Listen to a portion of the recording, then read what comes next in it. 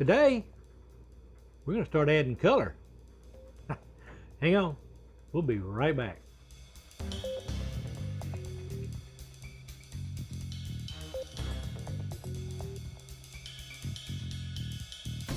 You know, I've said it many times.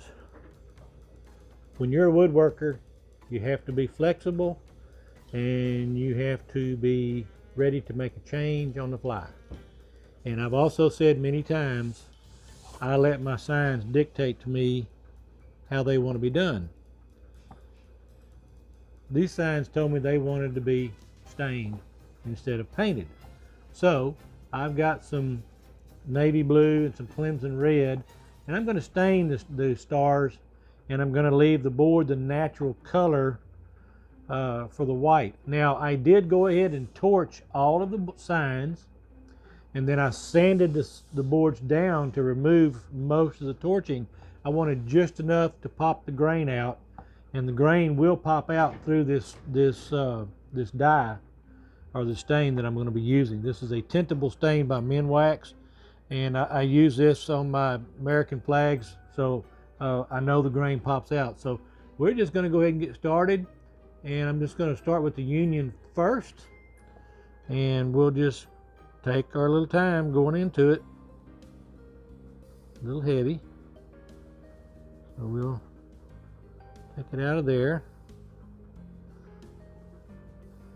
It doesn't matter if I come into the spot where the circles are, because like I said, those little medallions are going to be adhered to it, so it won't affect it at all.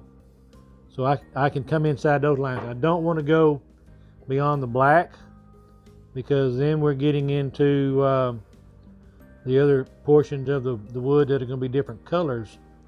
So I got to be somewhat careful doing this. And this is a situation where the foam brushes really work good. They work very well. To me, it's one of the hardest things about woodworking is painting and staining. I've said many times before, I'm not an artist, an artiste. I have a hard time painting by numbers, and my stick figures have been known to make grown men cry, so I'm not an artist. All right, well, while the blue is drying, we're going to go ahead and start tinting the red, or dyeing the red. Staining the red is the word I'm looking for. So here we go.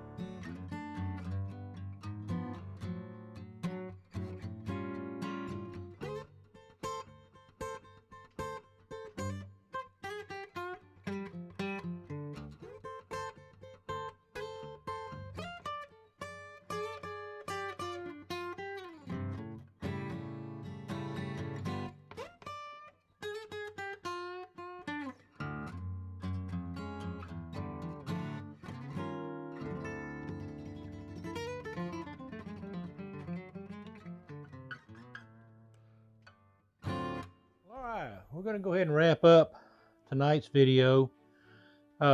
This is just preliminary. I still got a lot of work to do on this. Got some cleanup to do, got some more light sanding to do, and obviously I still need to apply clear coat. I have framework to build around them all, and this is strictly just the first one that has had stain applied to it.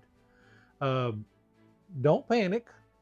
All 6 of those medallions are the same. They're just samples for me to practice with and making sure how I'm going to cut them. They're going to turn out right. So that's why they're all the Air Force right now. It's easier to just make one.